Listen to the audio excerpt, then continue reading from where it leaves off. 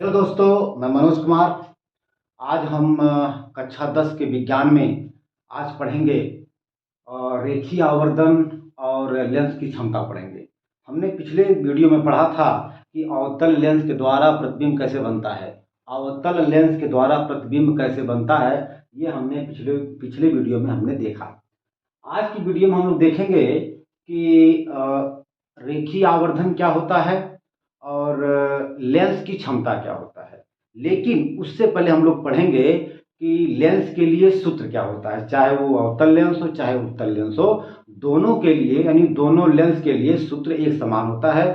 तो हम लोग सबसे पहले लेंसों के लिए सूत्र को देखेंगे, इसके बाद तब हम लोग देखेंगे कि रेखीय आवर्धन क्या होता है और लेंस की क्षमता क्या होता है। ठीक, तो मित्रों आप लोग बहुत अच्छे से इसको देखिए, क्योंकि यह भी परीक्षा में पूछा जाता है।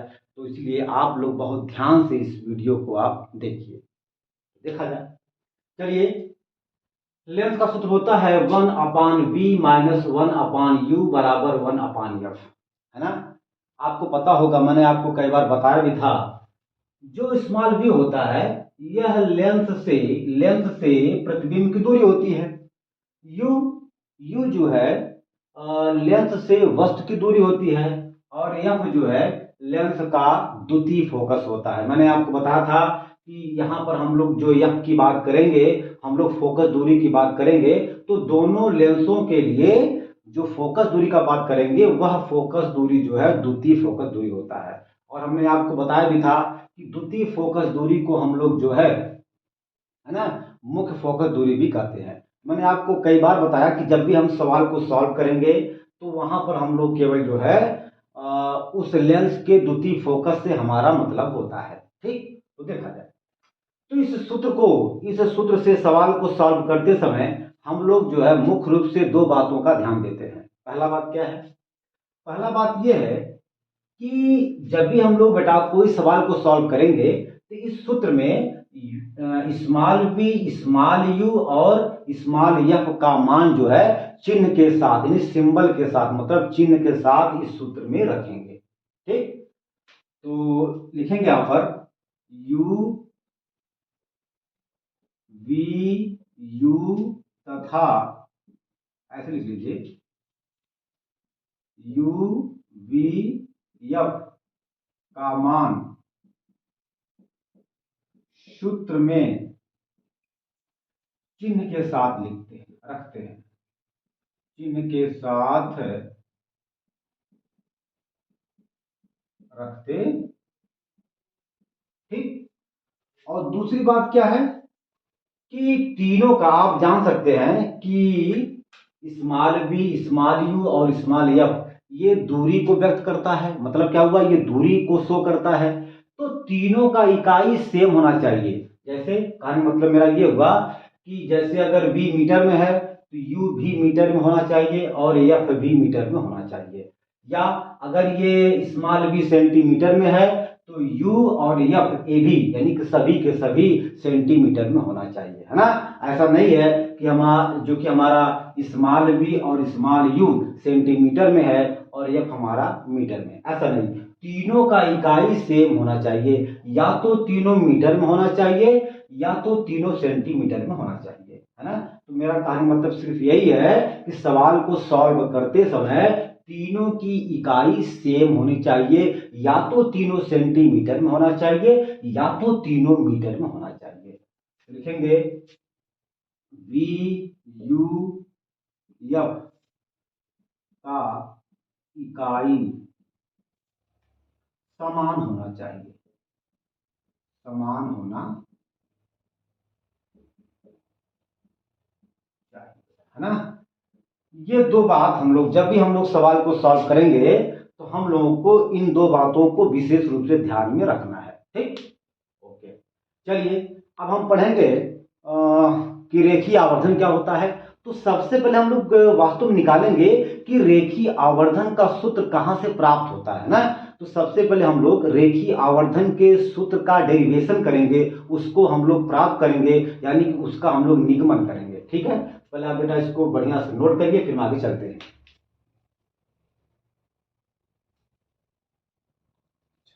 हो गया बेटा, हो गया। देखा जाए। चलिए, अच्छा एक चीज मैं आपको बता दूं, अब हमको पढ़ना रेखीय आवर्धन क्या होता है।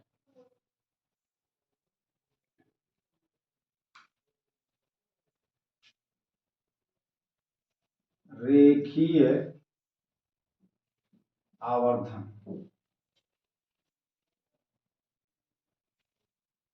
रेखीय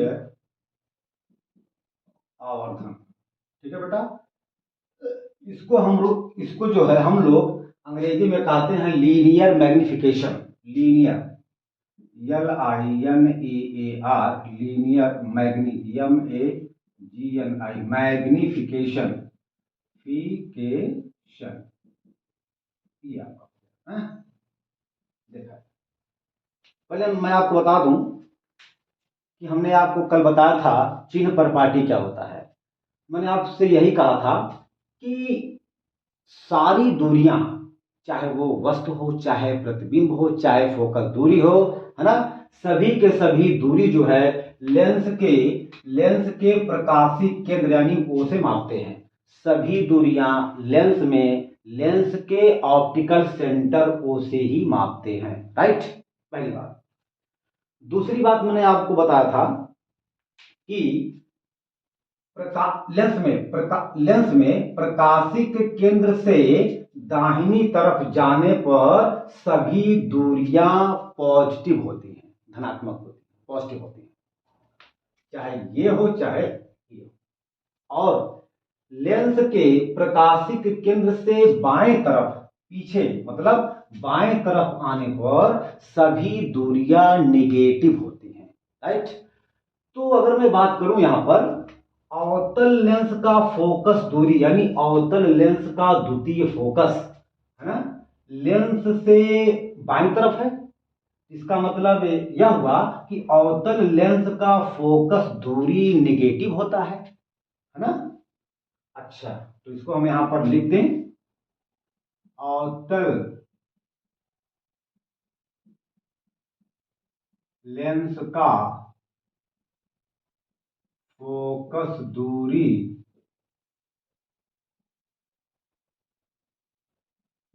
निगेटिव होता है, राइट, ओके।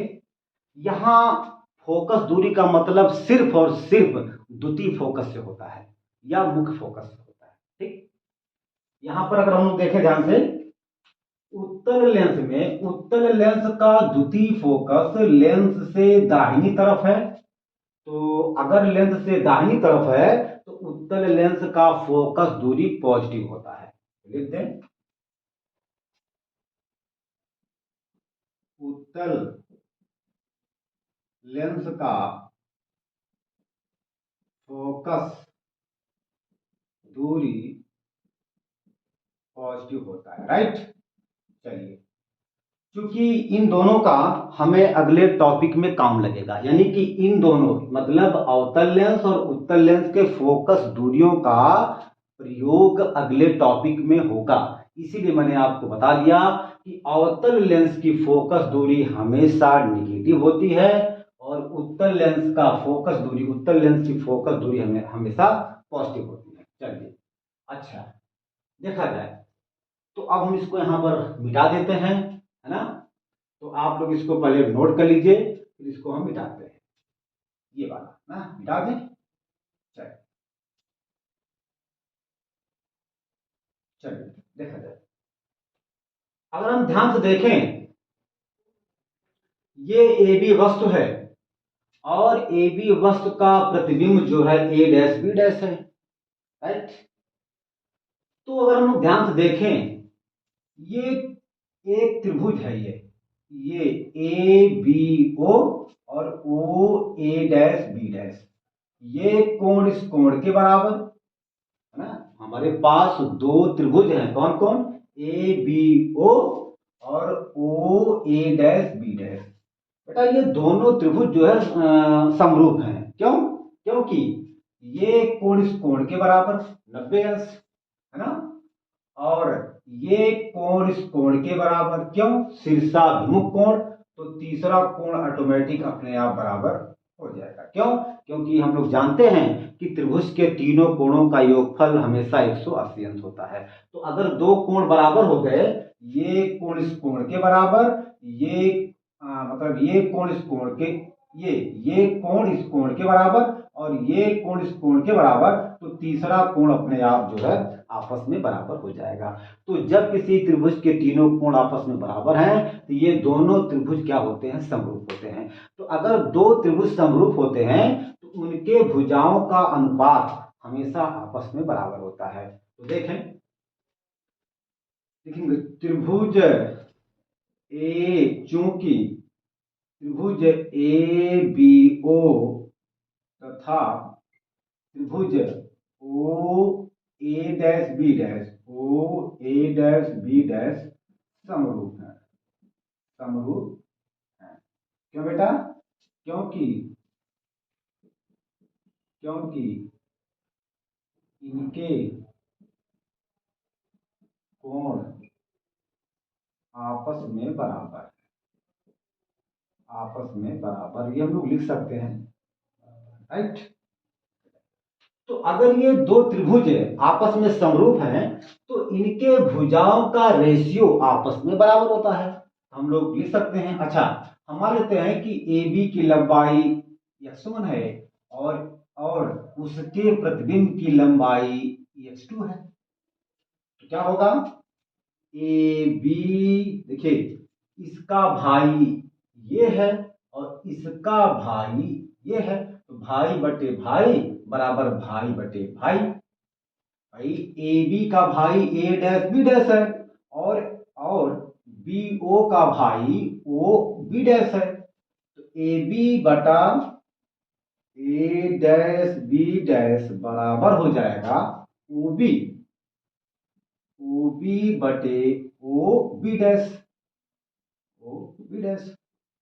अच्छा, ए बी की लंबाई हमने माना है x, राइट, है ना। और जो है इसको हम लोग ऐसे कर मतलब कर सकते हैं, ऐसे कर लीजिए ना, ऐसे कर लीजिए, यानी कि इसको पलट दीजिए, या मतलब इतना बटा इतना करिए, यानी कि ए डैश बी डैश बटे A B, A dash B dash बटे ए बी बराबर ओ बी डैश,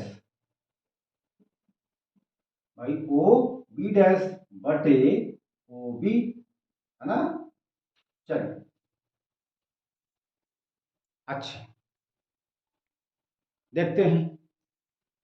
हमने माना है कि ए डैश बी डैश की लंबाई x2 है और ए बी की लंबाई हमने माना है x1 है, ये बराबर हो जाएगा O B dash, O B dash बेटा ये क्या है? ये प्रतिबिंब की दूरी है, तो ओ बी की लंबाई क्या हो जाएगी? v, v ना। भाई हमने आपको बताया था कि लेंस से जो है, लेंस से प्रतिबिंब की दूरी को स्मॉल v से शो करते हैं और यह दूरी पॉजिटिव होगी। हमने आपसे बताया कि लेंस से दाहिनी तरफ जाने पर सभी दूरियां पॉजिटिव, तो ये जो प्रतिबिंब बना है यह लेंस से दाहिनी तरफ बना है, इसका दूरी जो v होगा पॉजिटिव होगा, लिखेंगे v।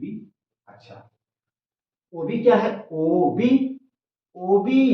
ओबी जो है यह वस्तु की दूरी है, और हम लोग देखते हैं कि जो वस्तु है लेंस से बाईं तरफ है और लेंस से बाईं तरफ जाने पर सभी दूरियां निगेटिव ली जाती हैं, और हम लोग जानते हैं कि वस्तु की दूरी लेंस से स्मॉल यू होता है, तो यहां पे हो जाएगा माइनस स्मॉल यू। अच्छा, हम लोग एक चीज थोड़ा ध्यान देंगे, लेंस से ऊपर जाने पर ये देखिए ऐसे होता है ना, ये पॉजिटिव, ऊपर जाएंगे पॉजिटिव पॉजिटिव पॉजिटिव, नीचे आएंगे नेगेटिव नेगेटिव, पीछे जाएंगे माइनस माइनस मतलब नेगेटिव। तो जब हम लोग जो है, यदि मैं मान लूं कि यह बिंदु इसका ऑप्टिकल सेंटर है ना, तो जब हम लोग ऑप्टिकल सेंटर से ऊपर जाते हैं तो ऊपर की दूरी पॉजिटिव, इसका मतलब यह हुआ कि वस्तु की दूरी क्या हो जाएगी? वस्तु की हाइट क्या होगी? पॉजिटिव, यानी आपका पॉजिटिव, यहाँ पॉजिटिव लिखें चाहे ना लिखें, ठीक। अच्छा, ठीक है ना। और ऑप्टिकल सेंटर से नीचे आने पर उसकी दूरी निगेटिव होती है। हम लोग यहाँ पर देख सकते हैं कि प्रतिबिंब जो है वह नीचे की तरफ है, इसकी हाइट क्या होगी, निगेटिव, यानी हम लोग यहाँ पर लिख सकते हैं -x2, है ना। तो अगर हम लोग क्या करें, है ना, तो हम लोग जो है काम कर सकते हैं कि इनका आपस में मल्टीप्लाई कर सकते हैं। इसका जब इसमें मल्टीप्लाई करेंगे तो जब गुणा होगा माइनस का माइनस में तो हो जाएगा प्लस, यानी x2u बराबर, भाई इसका मल्टीप्लाई इसमें करेंगे, इसका मल्टीप्लाई इसमें करेंगे, तो हम लोग जानते हैं कि माइनस का जब गुणा माइनस में होता है तो प्लस आता है। तो जब x2 का गुणा होगा u में तो हो जाएगा x2u, और जब x1 का गुणा होगा v में तो x1v, है ना। अब देखिए ये v यहाँ पे आएगा, आ सकता है, और x2 यहाँ पे जा सकता है, तो आपका हो जाएगा ना, है ना, आपका हो जाएगा। हम लोग लिख सकते हैं, देखिए x1 बटे ये यहाँ आएगा और ये यहाँ जाएगा, यानी कि ये यहाँ आएगा और ये यहाँ जाएगा, x1 बटे x2 और v बटा u। तो अगर हम लोग ध्यान से देखें, ये x1 जो है वस्तु की ऊंचाई है, x2 जो है प्रतिबिंब की ऊंचाई है, या बराबर हुआ u अपान v। चूंकि हम लोग जानते हैं कि आवर्धन बराबर होता है प्रतिबिंब की ऊंचाई बटे वस्तु की ऊंचाई, तो हम लोग इसको पलट देंगे। भाई इस समय ये x1 क्या है, वस्तु की ऊंचाई है, x2 क्या है, प्रतिबिंब की ऊंचाई है, लेकिन हम लोग जानते हैं ये प्रतिबिंब की ऊंचाई है जबकि ये ऊपर होना चाहिए। क्यों? क्योंकि आवर्धन बराबर होता है प्रतिबिंब की ऊंचाई बटे वस्तु की ऊंचाई। जब इसको हम लोग पलट देंगे तो यह भी पलट जाएगा, तो हो जाएगा x2 बटे x1 बराबर v बटे u, है ना। तो इसको हम लोग लिख सकते हैं, अब आपका ये जो x2 है यह प्रतिबिंब की ऊंचाई है, तो हम लोग प्रतिबिंब की ऊंचाई को hi से लिख सकते हैं, और ये x1 क्या है, वस्तु की ऊंचाई है, तो हम लोग वस्तु की ऊंचाई को लिख सकते हैं ho से। ये बराबर हो जाएगा स्मॉल v अपान u, और यही m के बराबर होता है, यही हमारा रेखीय आवर्धन होता है, राइट। तो रेखीय आवर्धन यम बराबर होता है hi बटे ho बराबर स्मॉल v अपान स्मॉल u। hi क्या है, प्रतिबिंब की हाइट है, ho क्या है, वस्तु की हाइट है, और ये स्मॉल v क्या है, लेंथ से प्रतिबिंब की दूरी, और स्मॉल u क्या है, लेंथ से वस्तु की दूरी। तो अब लेंस के लिए चाहे उत्तल लेंस हो चाहे अवतल लेंस हो, दोनों के लिए रेखीय आवर्धन स्मॉल यम बराबर होता है hi अपान ho बराबर स्मॉल v अपान स्मॉल u। पहले आप इसको नोट करिए, फिर हम आगे चलते हैं, ठीक है ना, नोट करिए, ओके।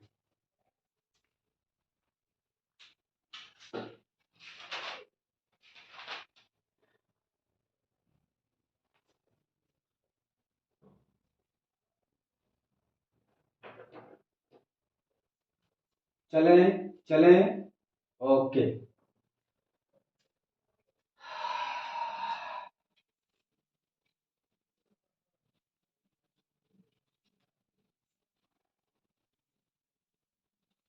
अच्छा, अब हमने देखा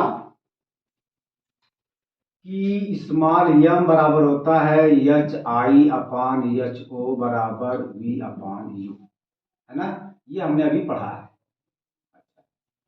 तो अब हम लोग जो है अलग अलग प्रतिबिंब के लिए यम का मान निकालेंगे, ठीक है ना। तो आप लोग यहाँ पर देख सकते हैं कि उत्तल लेंस के द्वारा यहाँ पर जो प्रतिबिंब बना है वह वास्तविक प्रतिबिंब बना है, अवतल लेंस के केस में जो प्रतिबिंब बना है, अवतल लेंस के केस में जो प्रतिबिंब बना है वह प्रतिबिंब आभासी है, मतलब सीधा है। तो अब हम निकालेंगे कि अगर प्रतिबिंब जो है सीधा होता है, यानी कि अगर आभासी है, तब उसके लिए यम का मान क्या होता है, और अगर अगर प्रतिबिंब वास्तविक है, उल्टा है, तब उसके लिए यम का मान क्या होता है ना। तो देखेंगे,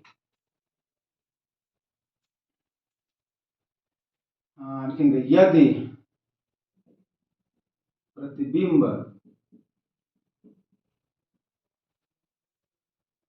आभासी वास्तविक हो,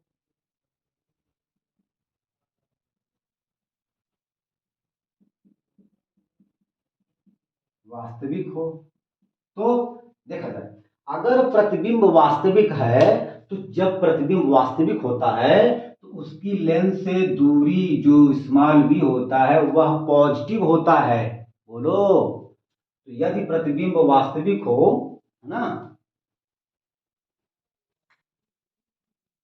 तो यम बराबर क्या हो जाएगा, v अपान यू। देखा जाए स्मॉल v तो हमेशा नेगेटिव होता है, क्योंकि हमेशा जो वस्तु होता है वह लेंस से बाएं साइड होता है। तो जो वस्तु की दूरी होती है लेंस से वह हमेशा नेगेटिव होती है, हैं? अगर हम बात करें कि यदि हमारा प्रतिबिंब वास्तविक है, तो वास्तविक प्रतिबिंब के लिए ये v का मान पॉजिटिव होगा, है ना। क्यों? क्योंकि यह प्रतिबिंब लेंस से दाहिनी तरफ बन रहा है, और मैंने आपसे कई बार बताया कि लेंस से दाहिनी तरफ जाने पर सभी दूरियां पॉजिटिव ली जाती हैं, पॉजिटिव होती हैं। तो यहां पर भी पॉजिटिव हो जाएगा, स्मॉल यू आपका निगेटिव, यानी कि यम बराबर आपका आ जाएगा स्मॉल वी ये, यानी कि वास्तविक प्रतिबिंब के लिए, वास्तविक प्रतिबिंब के लिए यम की वैल्यू माइनस निगेटिव, मतलब माइनस होती है, मतलब निगेटिव होती है, हम लोग यहां पर देख सकते हैं, राइट। अब ये कंफर्म हो गया कि जब यदि प्रतिबिंब इमेज इमेज अगर वास्तविक होता है, उल्टा होता है, तो उसके लिए यम की वैल्यू निगेटिव होती है। रेखी आवर्धन की वैल्यू यम का मान हमेशा निगेटिव होता है, राइट। ठीक, चलिए। अच्छा, यदि मैं मान लूं कि प्रतिबिंब आभासी है, इमेज आभासी है, यदि यदि प्रतिबिंब आभासी है, तो आप यहां पर देख सकते हैं अगर प्रतिबिंब आभासी है तो प्रतिबिंब जो है लेंस के बाईं तरफ ही बन रहा है। मतलब क्या हुआ, जिधर वस्तु है उधर प्रतिबिंब है ना। तो अब दोनों की दूरी, यानी वस्तु की दूरी और प्रतिबिंब की दूरी दोनों निगेटिव होगी।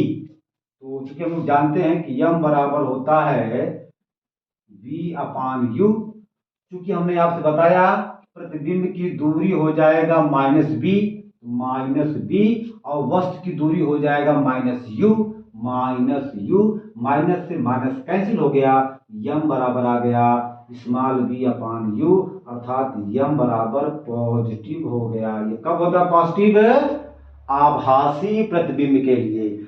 अगर प्रतिबिंब आभासी है तो उसके लिए यम की वैल्यू हमेशा पॉजिटिव आती है ना। लेंस में बेटा, लेंस के केस में अगर प्रतिबिंब वास्तविक है तो उसके लिए यम की वैल्यू हमेशा नेगेटिव आती है, और यदि प्रतिबिंब आभासी है तो उसके लिए यम की वैल्यू पॉजिटिव आती है। लिखेंगे आभासी प्रतिबिंब के लिए, आभासी प्रतिबिंब के लिए, ठीक है बेटा। अच्छा, अब आप इसको नोट करिए, और अब हम इस पर कुछ सवाल देखेंगे ताकि आपको और अच्छे से क्लियर हो जाए, स्पष्ट हो जाए, हैं? चलो, आप इसको पहले नोट करिए।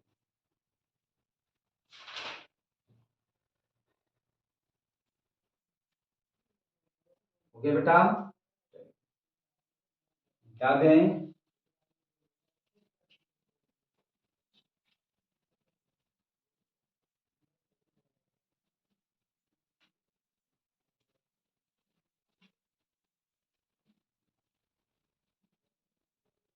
देखा है, हमने आपको बताया था दर्पण के केस में, जब हम लोग वहां पर यम का मान निकाले थे तो हम लोग यम के लिए दो मान देखते हैं, चिन्ह अलग उसका मान अलग, ये नहीं कि दोनों एक में।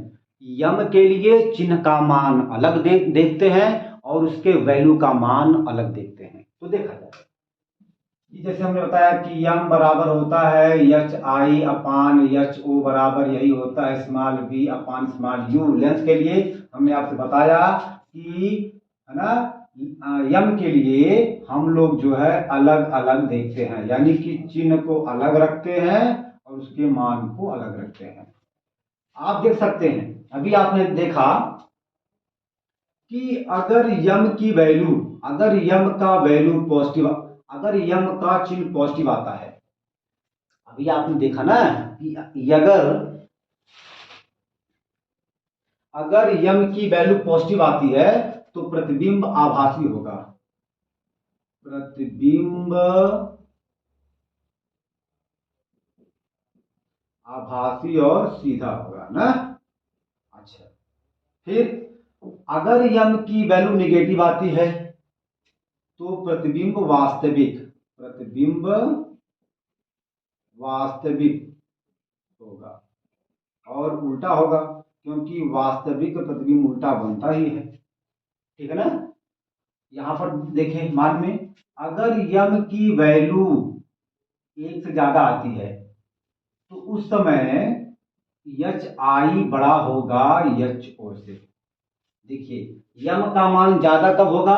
जब एच आई का मान ज्यादा होगा एच ओ से। जैसे यहां पर बेटा ये है, यम की वैल्यू, यम का मान एक से अधिक आता है, यानी दो आता है, तीन आता है, चार आता है, तो उस समय प्रतिबिंब की हाइट वस्तु की हाइट से ज्यादा होता है। जैसे मान लो, और ऐसा कब होना चाहिए? ऐसा कब होता है? जब प्रतिबिंब की ऊंचाई ज्यादा होगी और वस्तु की ऊंचाई कम होगी, तो उस समय जो यम का मान आएगा, यम का मान हमेशा एक से बड़ा आएगा। जैसे मान लो, अगर अगर एचआई की ऊंचाई मान लीजिए 20 है और एचओ की ऊंचाई अगर 4 है तो 4 पच्चे 20, ये 5 1 से बड़ा है। जब 5 1 से बड़ा है तो इस कंडीशन में प्रतिबिंब की ऊंचाई वस्तु की ऊंचाई से ज्यादा होती है, ठीक।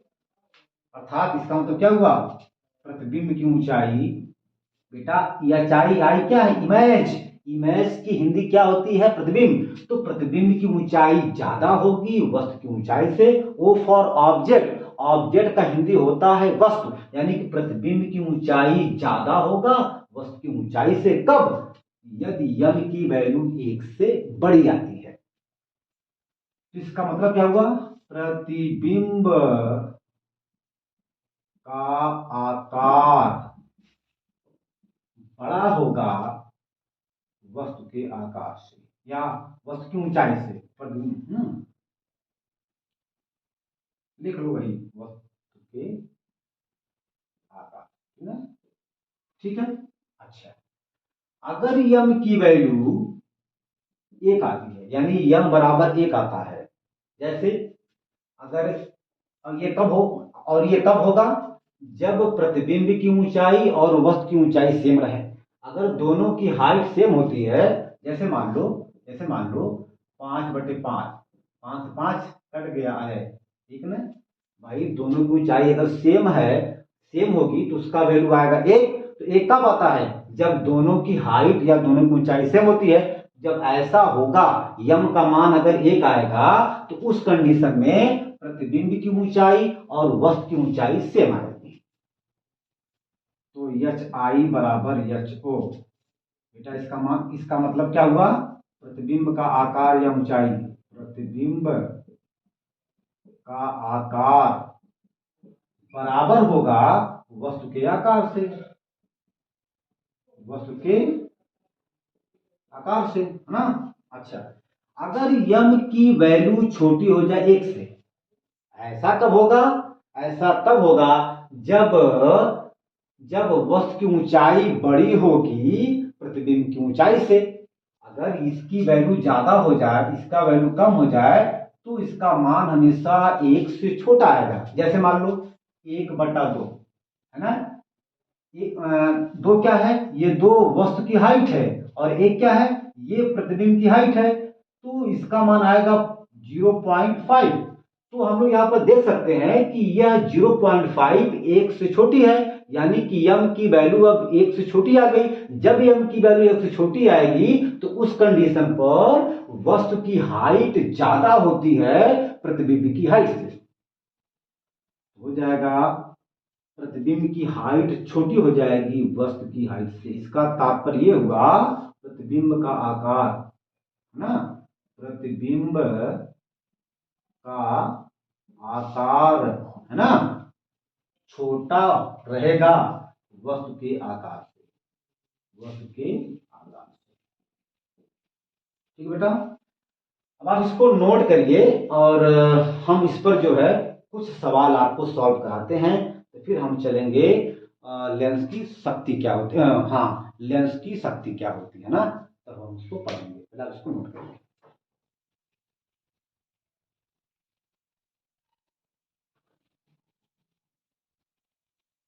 हो गया बेटा, हो गया, हो गया।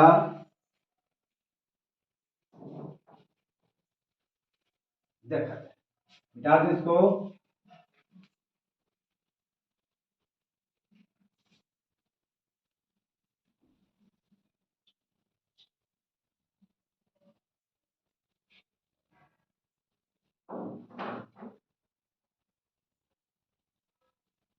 देखा जाए,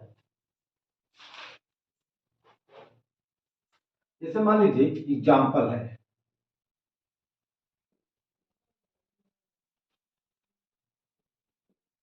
फॉर एग्जाम्पल यम का वैल्यू है +2, है ना। यम की वैल्यू क्या है, +2। अच्छा, तो हमने आपसे बताया कि यम के लिए हम लोग चिन्ह को अलग देखते हैं और उसके उसके मान को अलग देखते हैं। तो यहां पर देखेंगे, है ना, इसका चिन्ह क्या है, इसका चिन्ह प्लस है। मैंने बताया कि जब यम का चिन्ह प्लस आता है तो वहां पर प्रतिबिंब आभासी आभासी बनता है, यानी कि वहां पर प्रतिबिंब क्या रहेगा, आभासी और सीधा, है ना। और यहां पर यम की वैल्यू क्या है, 2, इसका मान 2 है, इसका चिन्ह प्लस है। जब इसका चिन्ह प्लस है तो अब हम समझ गए कि यदि यम का मान प्लस में आता है तो वह प्रतिबिंब आभासी होगा। और हम लोग अगर यहाँ पर ध्यान से देखें तो यम की वैल्यू 2 आती है, और यह यम की वैल्यू 2 1 से बड़ी है, यानी यह यम की वैल्यू 1 से बड़ी है। जब यम की वैल्यू 1 से बड़ी है तो क्या होगा, ये होगा कि प्रतिबिंब की ऊंचाई ज्यादा होगी, वस्तु ऊंचाई कम होगी, यानी कि HI HO होगा। अर्थात क्या होगा, प्रतिबिंब की हाइट, प्रतिबिंब की ऊंचाई या आकार वो बड़ा होगा, ज्यादा होगा वस्तु के आकार से, वस्तु के ऊंचाई से या आकार से। ठीक है ना, ठीक। अच्छा, चलिए अब इसको नोट करिए, फिर हम देखते हैं। हो गया, मिटा दें, मिटा दें, ओके। अगर यहीं पर मान लीजिए,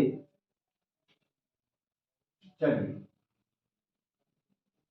अगर ऐसा आ जाए यम बराबर -2 आ जाए, तब क्या होगा, फिर वही काम करेंगे हम लोग, चिन्ह को अलग वैल्यू को अलग। यहां पर हम लोग देखते हैं चिन्ह, यहां पर यम का चिन्ह क्या है, माइनस है। तो जब यम का चिन्ह माइनस है तो माइनस शो करता है किसको, वास्तविक प्रतिबिंब को, वास्तविक प्रतिबिंब को, वास्तविक प्रतिबिंब को शो करता है। और इसका वैल्यू 2 है, और आप देख रहे हैं कि ये 2 वैल्यू यम से 1 से बड़ी है, भाई m की वैल्यू 1 से बड़ी है। जब m की वैल्यू 1 से बड़ी है भाई, 2 क्या है, 2 1 से बड़ा है ना। जब 2 1 से बड़ा है इसका मतलब यह हुआ कि प्रतिबिंब की ऊंचाई वस्तु की ऊंचाई से बड़ी होगी। यानी कि H I is greater than H O, मतलब क्या हुआ, प्रतिबिंब की